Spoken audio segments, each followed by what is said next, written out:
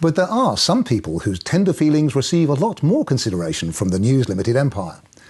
On the same day that News's website carried a link to the Australian's piece about Carey's childhood, it carried another story right next door. Global Scientology protests begin in Australia. But what's this? A pixelated poster?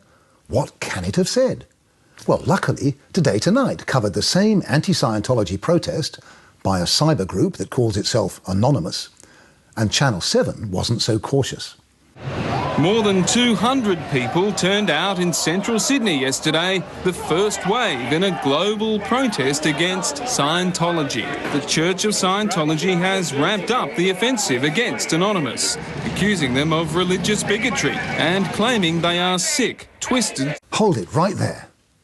Same woman in a silly hat, must be the same poster. So why is the mighty News Corporation censoring a protest banner that calls Scientology a cult? Legal advice, it seems. What legal advice, we asked?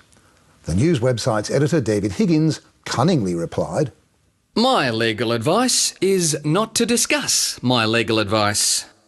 Over at the Adelaide Advertiser, they were more considerate still of Scientology's feelings. Protesters with a voice but no face. And with placards but no names. Look at this one, for example. Ha ha ha, ha ha ha, pow. What's that about? Go to the Tiser's website and all is made clear.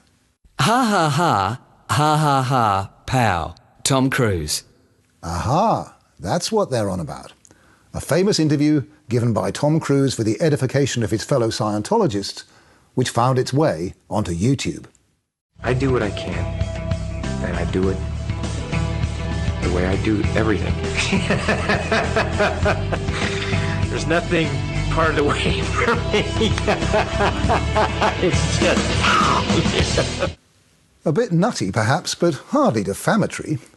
Of course, the Church of Scientology and Tom Cruise are notoriously litigious. But did the Tiser really have to erase his name from a protest placard without telling its readers? The Advertiser's editor, Melvin Mansell, told us, The decision to alter the photograph was made on legal advice which was given to a person on the news desk. The decision is not one that I agree with. It's something that slipped by in the process.